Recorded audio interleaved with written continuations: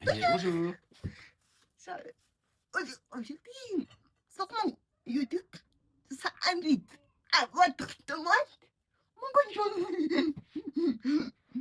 Je reçois plein de messages par des jeunes, par des... Toutes sortes de personnes, on va dire. Oui, oui. Voilà. Pourquoi? Parce qu'il faudrait savoir. Un couple anormal, un handicap, ça passe quoi? Mhm. C'est pour ça. Ok. J'ai un ami. Voilà. Et moi, je vais essayer de répondre à vos questions du mieux que je peux. Et coucou. Première question. Donc, la première question. Comment vous rencontrez? Comment on s'est rencontrés? Ouais. Bah, tout simplement, on peut dire grâce à ma sœur, parce que moi, de base, je voulais pas m'inscrire sur ce site-là, qui s'appelle Badoo, ou qui s'appelait Badoo, parce que je sais pas s'il existe toujours. Mais, bah, du coup, bah, je suis tombé sur une de ces photos où qu'elle était, mais, comment vous dire, éclatée de rire, tout simplement, avec une amie ou une copine, je sais plus trop. Mais alors, c'est la photo qui m'a fait craquer et que tout de suite, j'ai envoyé un message pour lui demander si ça allait. Et puis, j'ai attendu un mois avant d'avoir une réponse. Ok. C'est une question. Pour avoir avec une handicapée, est-ce que tu as peur? Au début, bah, peur, je vais pas dire peur. On a peur de lui faire mal, oui, on va dire. Quand je lui faisais des câlins ou des trucs comme ça, oui, j'avais peur de. Je parle que le câlin. Qu'il y en ait pas qui croient que je parle d'autre chose. Je parle que du câlin. Parce que la première fois qu'on s'est rencontrés, et elle vous le dira, j'ai pas hésité à la prendre dans mes bras pour lui faire un câlin. Mais c'est vrai que j'avais peur de lui faire mal. Mm. Avoir des enfants, est-ce que ça te fait peur? Pour avoir des enfants? Bah, personnellement, non, parce que comme quand on s'est rencontrés, elle avait déjà un enfant et j'ai vu comment elle s'en occupait la nuit. Parce que moi, je suis arrivé dans la vie de ma femme, le petit, il était encore petit, on va dire. Il avait à peine 2 ans, donc fallait encore se lever la nuit, fallait bah, tout simplement le préparer le matin pour aller à la crèche ou après à l'école, lui préparer le petit déjeuner. Et tout ça, ma femme, elle était, comment dire, au garrot. 6h30 debout, 6h30 pétant tous les jours. Quand c'était le temps de l'école, c'était 6h30 debout, le temps de préparer les affaires du petit, lui préparer le petit déjeuner. Et, comment dire, et après, bah, aller réveiller le petit et tout. Donc, non, non, ça m'a pas fait trop. Quand tu es rencontré avec une handicapée, Hmm. et si tu veux sortir avec elle, mais ton entourage, ils se prennent comment? Hmm. Bah, je veux dire, au début, j'ai été très attiré par elle. Mais c'est vrai que j'avais un entourage qui était, comment dire, ouais, qui hésitait. Il y en a certains qui m'ont dit, oui, elle est handicapée, tu vas faire comment? Et patati, et patata. Je ne citerai pas de nom, mais c'est proche et c'est de mon sang. Hein, je pense que si elle regarde, elle se reconnaîtra. Mais au départ, entre guillemets, c'est eux qui m'ont fait hésiter, même si moi, j'avais pas d'hésitation. Ce que je voulais, bah, c'était elle, tout simplement. Et je lui ai dit aussi dès le départ, et ça, elle pourra aussi vous le dire, son handicap ne me fait pas peur. Loin de là. Ou dire, quand vous rencontrez chacun un enfant, Hmm. est-ce que votre enfant ou son enfant, ils acceptent? S'ils ont accepté ou pas. Alors, on va dire que, au départ, nos deux grands avaient du mal à supporter. Il y en avait un qui disait, bah, qui avait pas envie qu'il pique son papa, et l'autre qui avait pas envie qu'il pique sa maman. Mais bah, on a pris le temps. On a pris le temps de faire des sorties avec les enfants, de leur faire comprendre que bah, même si j'étais là, c'était toujours sa maman. Même si elle était là, j'étais toujours son papa. Mais en faisant des câlins. Vous voyez? Et du coup, non, on va dire que la première année, ils ont eu du mal à s'accorder et à se supporter. Et maintenant, ils sont inséparables. C'est deux véritables frères, on va dire. Il n'y a pas à chier. Le grand, de toute façon, même s'il a hésité sur le moment, après, il m'a appelé papa. Et bah, du coup, le mien, t'as aussi appelé maman dans la foulée. Donc maintenant, c'est papa, maman. Et puis voilà.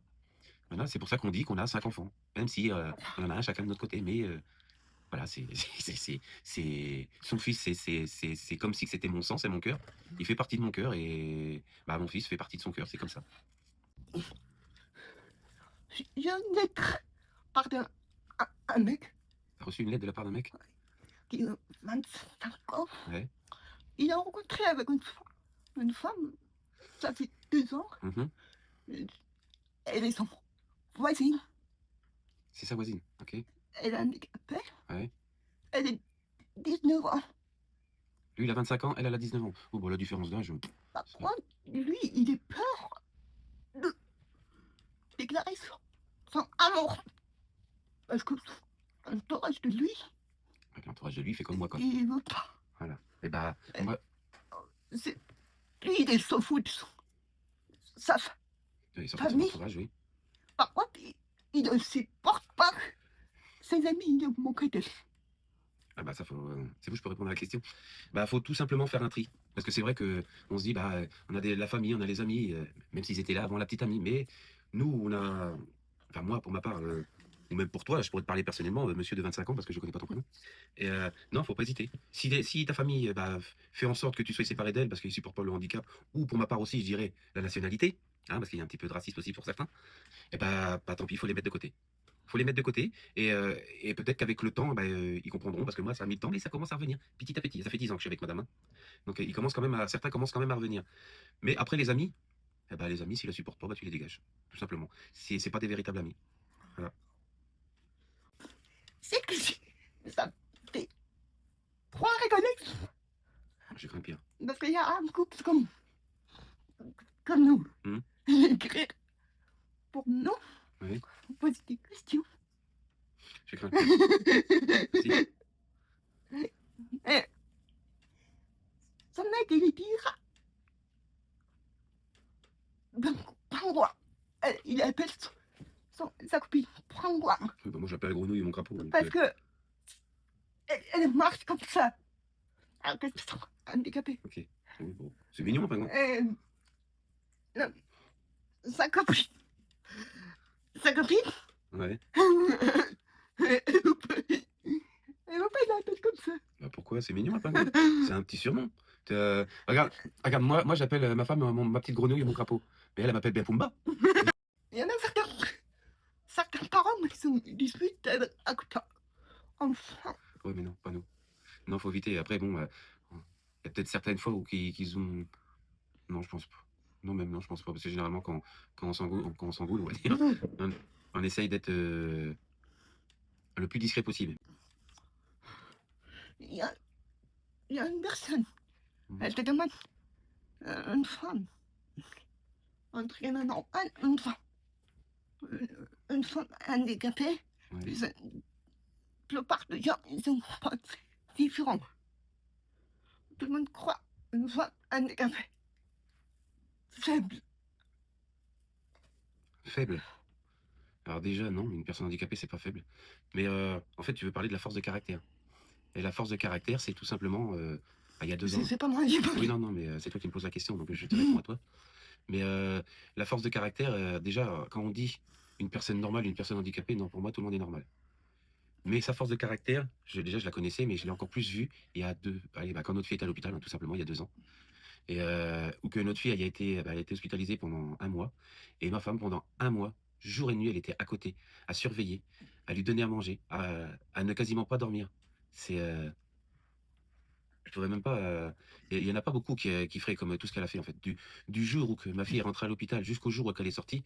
Alors déjà quand on est rentré à l'hôpital, elle l'avait dans les bras et quand on est ressorti, elle l'avait dans les bras. Et tout au long de son hospitalisation, ma femme était à ses côtés, à prendre soin d'elle, à lui changer les couches, à essayer de lui donner à manger parce qu'au départ fallait que c'était pas évident parce que comme elle a été nourrie pendant une semaine par la sonde, et bah du coup elle a tout fait pour qu'elle recommence à téter le biberon, le sein.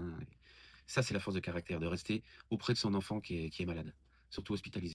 Ah, prévu le mariage? Ouais. Oui, oui. Mais pour ça, il faut que je demande au grand frère de madame. Donc, il faut que je retourne en Mongolie demander au grand frère. C'est, comme on dit, c'est la tradition, voilà, c'est la tradition. Donc, il faut que je demande au grand frère de madame qui est derrière la caméra. Mais c'est prévu. Pourquoi madame commence aux réseaux sociaux? Pour quel objectif? Pourquoi tu as commencé... Pardon, pourquoi tu commencé les réseaux sociaux? Alors, pour l'objectif, comme on a dit tout à l'heure, avec sa force de caractère, c'est qu'il y a beaucoup de gens qui disent, ouais, une personne handicapée, c'est incapable de faire ceci, c'est incapable de faire cela, parce que ça marche pas, parce que ceci, cela. Et ben, elle a commencé les réseaux sociaux pour prouver aux gens qu'une personne handicapée c'était pas des moins que rien, en fait, tout simplement. Donc, et elle le prouve à tous les jours. Et c'est ça que j'aime bien, c'est ça aussi que, eh ben, elle a relevé la tête à certaines personnes qui étaient prêtes à se suicider, surtout la jeune fille là, qui habite dans le quartier pas loin de la maison, qui était désespérée. Et grâce à ma femme, elle a retrouvé le sourire.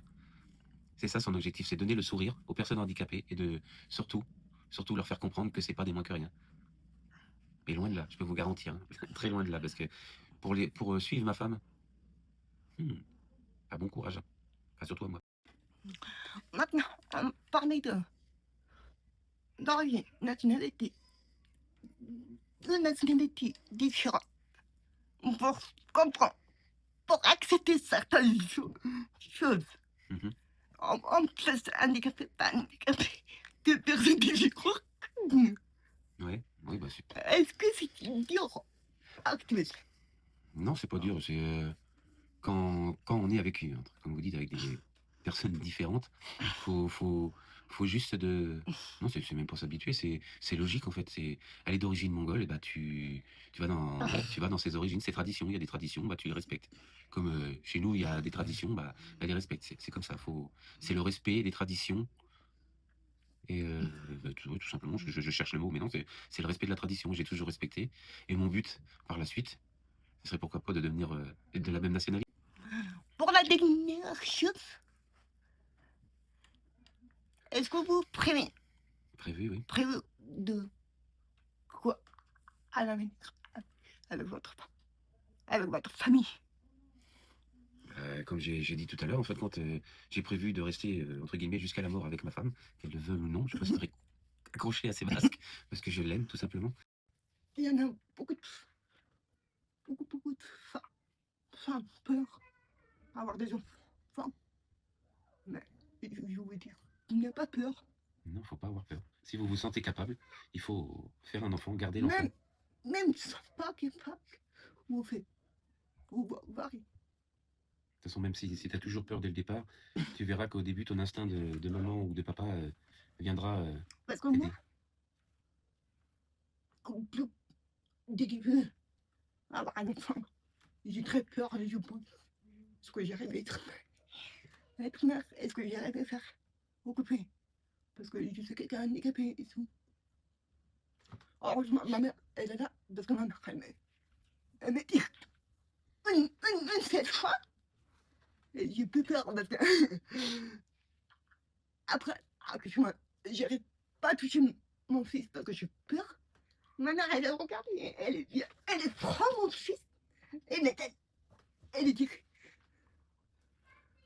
une femme vient au monde pour devenir être mère, pour donner tout son amour au monde. C'est ça, elle me dit comme ça. Je sais pas pourquoi, mais il y a tant quelque chose qui est cloché. Je fais tout. Et maintenant, il y en a 5. Eh oui. Bisous, bisous.